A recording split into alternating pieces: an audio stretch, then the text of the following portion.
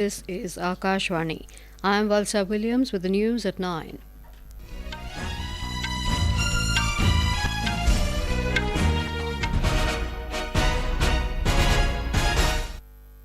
The headlines: Electioneering reaches feverish pitch with 1 day left for campaigning for fifth phase of Lok Sabha elections. India says Chabahar Port will provide connectivity to landlocked Central Asian countries. Government issues advisory to nationals travelling to Cambodia for jobs to be wary of fake agents. In table tennis, Poymantee Baisya and Akash clinch mixed doubles title at WTT Cappadocia Feeder in Turkey. And in Thailand Open Badminton, men's and women's doubles pairs advance to semi-finals.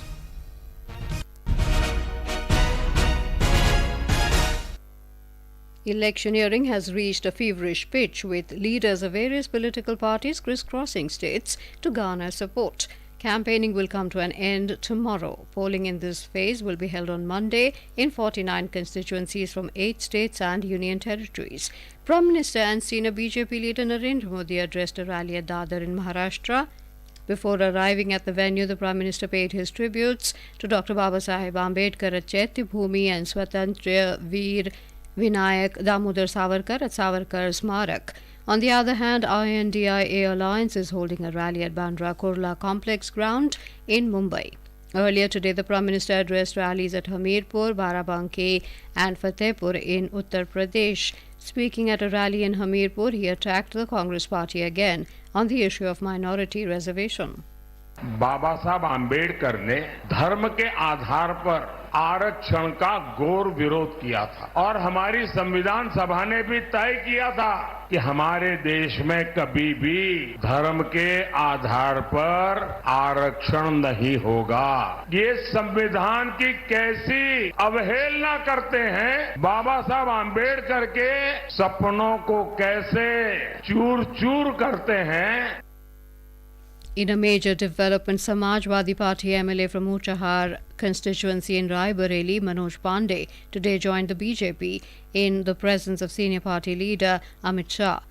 Later, the senior party leader also addressed a political gathering in Uchahar and stated that if the INDIA bloc comes to power, they will lock the Ram temple again. Senior BJP leader Rajnath Singh addressed a gathering in Balia district, affirming that the BJP is poised to come to power for the third consecutive term. Samajwadi Party Chief Akhilesh Yadav and former Congress President Rahul Gandhi campaigned jointly today in favour of Kishori Lal Sharma, the Congress candidate from Amethi, who is contesting against Smriti Irani. Samajwadi Party Chief Akhilesh Yadav said that once they will come to power, the INDIA bloc will make law on MSP for the welfare of farmers. India गठबंधन और Samajwadi party ने तय किया है अपने किसानों को MSP का कानूनी अधिकार दिला करके किसानों को खुशहाल बनाने का काम करेंगे। उनकी पैदावार से लेकर के अगर हमें किसी भी तरह की उनकी मदद करनी पड़ेगी, अपने किसानों को सम्मान दिलाने का काम करेंगे। Bahujan Samaj Party Supremo Mayawati addressed a political gathering in Pratapgarh district today and attacked the BJP and Congress. She said both the parties indulged in corruption. In Odisha, heavyweight leaders of major political parties are on the campaign trail, seeking votes for their party nominees for the fifth phase of elections, scheduled to be held on the 20th of this month. Bargarh, Sundargarh, Bolangir, Kandhamal and Aska parliamentary constituencies and 35 assembly seats under their purview are going for simultaneous polls in this phase. Senior BJP leader Amit Shah addressed a public meeting at Rourkela under Sundargarh parliamentary constituency and sought votes for party candidate, incumbent MP and former Union Minister Jual Oram. BJP leader and Bollywood star Hema Malini also campaigned for the party and held roadshows at Cuttack under Cuttack parliamentary constituency, Pipili under Puri parliamentary constituency, besides addressing a public meeting at Bhubaneswar. BJD Chief and Odisha Chief Minister Naveen Patnaik is also on a marathon election tour to the western part of the state. He held 4 public meetings at PhD ground under Sambalpur parliamentary constituency, Nakti Deola in Bargarh parliamentary constituency, Angul town and Henkanal town under Dhenkanal parliamentary constituency. He criticised the opposition parties for propagating false information against his government and said if voted back to power for sixth consecutive term, the BJP government will give free electricity to the people. In Bihar, BJP has alleged that RJD nominee from Thailand Lok Sabha constituency, Dr. Rohini Acharya, has concealed several facts in her affidavit, but the returning officer validated the nomination papers in haste. Dr. Acharya is daughter of RJD chief Lalu Prasad and making her debut in electoral politics with the Lok Sabha elections. Talking to media persons in Patna, BJP leader S.D. Sanjay today said the RJD nominee has concealed the facts related to the status of her citizenship, passport and residential status in the affidavit, but these matters were overlooked by the returning officer. He said the BJP nominee from Saran, Rajiv Pratap Rodi, had raised the issue, but it was ignored by the authorities. The Congress has alleged that the efforts made by the central government in the last 10 years regarding air pollution in Delhi are not showing any effect. Briefing media at the Delhi State Congress office today, Party General Secretary Jairam Ramesh said the environment plays a vital role in the Delhi elections, given that the city ranks amongst the highest in air pollution. Hazaribagh Lok Sabha constituency in Jharkhand will witness a battle between the BJP and the Congress. We have more details on this from our correspondent.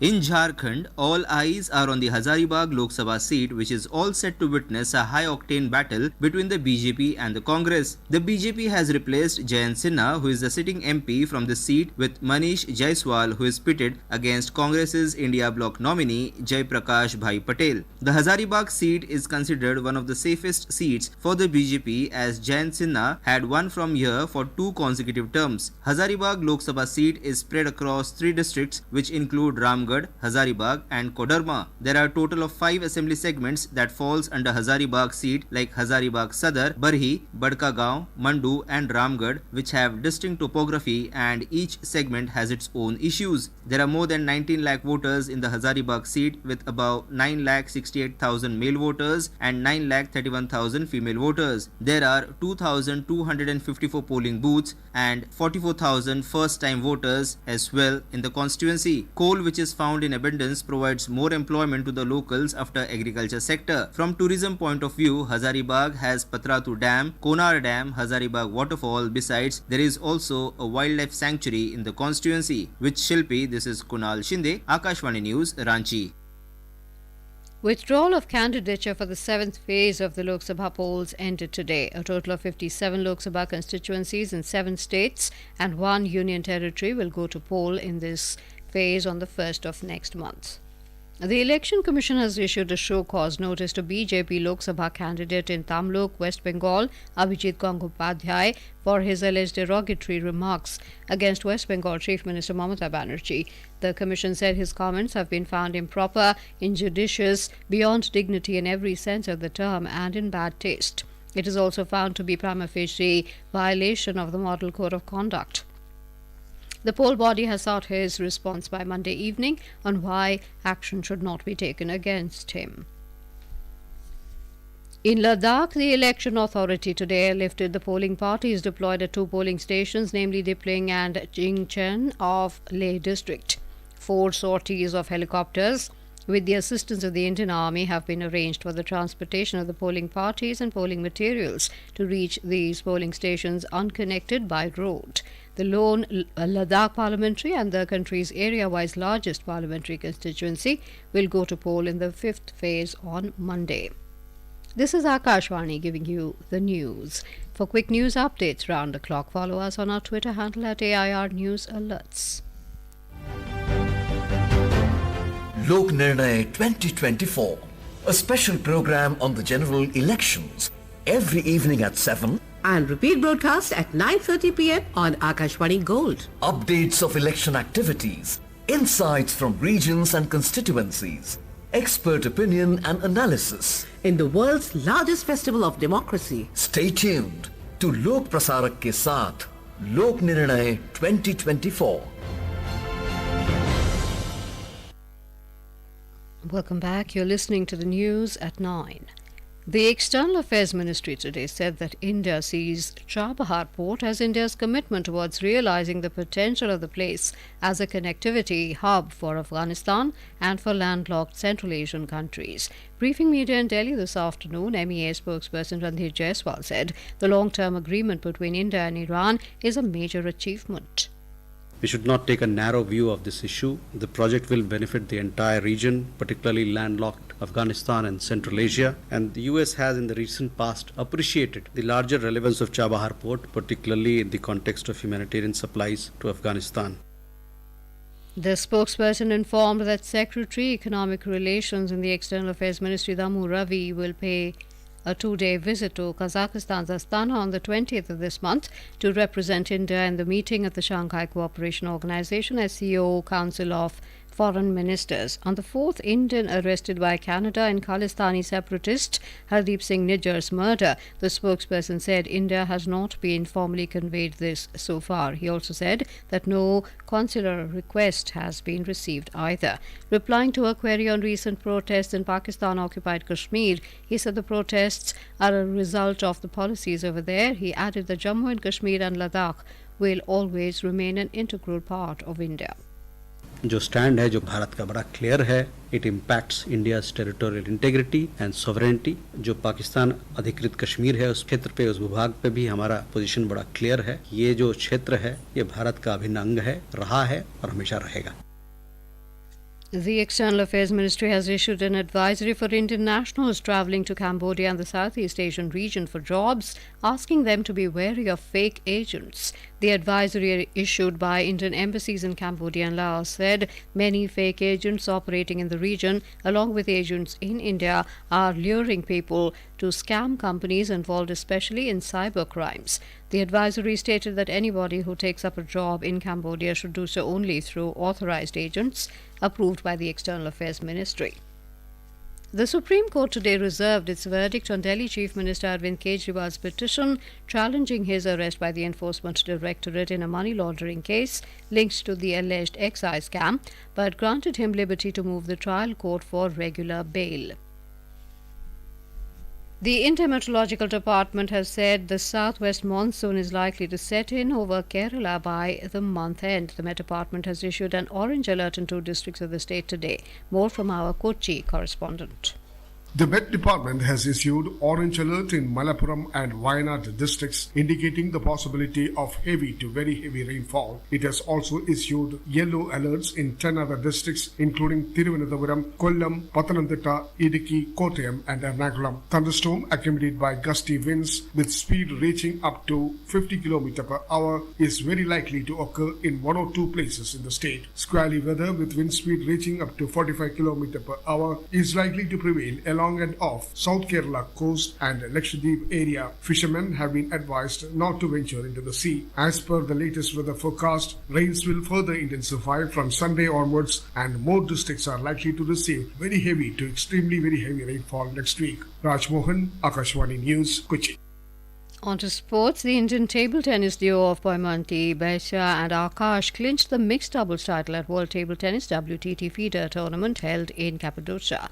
The duo secured their triumph after a fierce battle against fellow Indians Anirban Ghosh and Swastika Ghosh. The Indian men's doubles pair of Satvik Sairaj, Ranki Reddy and Chirag Shetty advanced to the semi-finals of the 2024 Thailand Open today. Indian pair defeated Malaysia's Junaidi Arif and Roy King Yap by a scoreline of 21-7, 21-14 in the men's singles quarter-final match. Earlier, Ashwini Ponnappa and Tanisha Crasto made it through to the women's doubles semi-final after a tense match against South Korea's Lee Hyu Lim and Shin Seong Chan. In IPL, cricket match between Lucknow Super Giants and Mumbai Indians is underway at Wankhede Stadium in Mumbai. And now, before we end the bulletin, the headlines once again. Electioneering reaches feverish pitch with 1 day left for campaigning for 5th phase of Lok Sabha elections. India says Chabahar Port will provide connectivity to landlocked Central Asian countries. Government issues advisory to nationals travelling to Cambodia for jobs to be wary of fake agents. In table tennis, Poymantee, Baisya and Akash clinch mixed doubles title at WTT Cappadocia Feeder in Turkey. And in Thailand Open Badminton, men's and women's doubles pairs advance to semi-finals. That is all in the news at 9. Good night.